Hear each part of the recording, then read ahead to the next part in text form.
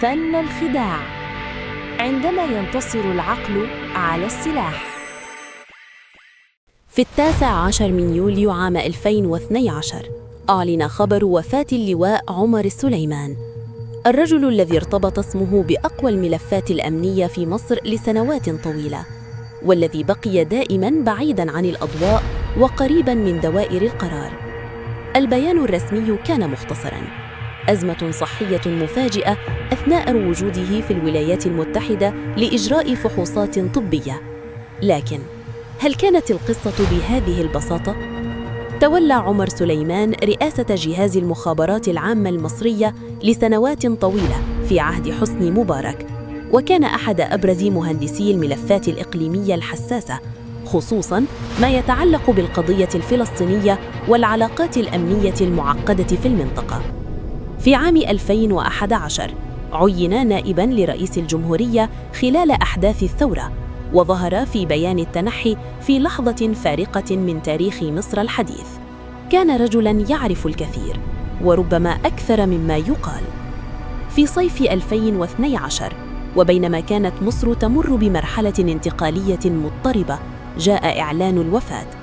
لم تنشر تفاصيل طبية موسعة للرأي العام، ولم تفتح تحقيقات جنائية، إذ لم تعلن أي شبهة رسمية.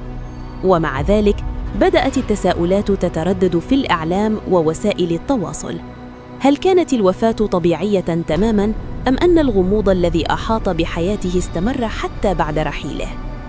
حتى اليوم تبقى الرواية الرسمية واضحة: وفاة نتيجة أزمة صحية مفاجئة. لكن في عالم السياسة والاستخبارات، حيث تتداخل المصالح والملفات الحساسة، ينشأ دائماً مجال للتكهنات. في أواخر حكم حسني مبارك انتشر في تلك الفترة حديث واسع عن احتمال انتقال الحكم إلى نجله جمال مبارك. مصادر تحدثت أن عمر سليمان رفض التوريث. هل كان هذا الخلاف سبب اغتياله أو مجرد خلاف سياسي؟ في 2011 وأثناء أحداث الثورة المصرية، عرض عدد كبير من أجهزة المخابرات العالمية المساعدة على اللواء عمر سليمان، ومن بينهم تامر بيردو رئيس جهاز المخابرات الإسرائيلية.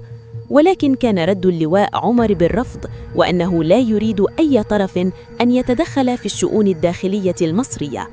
وبعدها خرج رئيس الموساد وقال: عمر سليمان رفض المساعدة وسوف يدفع الثمن. هل كان هذا هو سبب مقتله؟ في ليلة من ليالي يوليو 2012 خرج الإعلامي فيصل القاسم بتغريدة تفيد أن لديه مصادر أكدت أن اللواء عمر سليمان قتل أثناء اجتماع في مبنى الأمن القومي السوري بمعرفة الجيش السوري الحر، الذي فجر المبنى، ومات في هذه العملية مجموعة كبيرة من رجال المخابرات. ولكن هل حقاً مات عمر سليمان؟ بعد مقتل اللواء عمر سليمان ب6 سنوات، ظهر له صورة في إحدى المقاهي وهو يحتسي القهوة، كما أنه ظهر في فيديو يقوم بأداء مناسك العمرة. وأخيراً عاش عمر سليمان في الظل ورحل في الظل بهدوء وقليل من التفاصيل. لكن القصة لم تنتهي هنا، فحتى بعد رحيله ظل اسمه محاطاً بالأسئلة. في عالم المخابرات ليست كل الحكايات تروى، ولا كل الحقائق تكشف. نحن نحاول أن نقترب من الصورة، أن نفكك الروايات، وأن نقرأ بين السطور. اشترك في قناة فن الخداع وفعل زر الجرس ليصلك كل جديد. فن الخداع.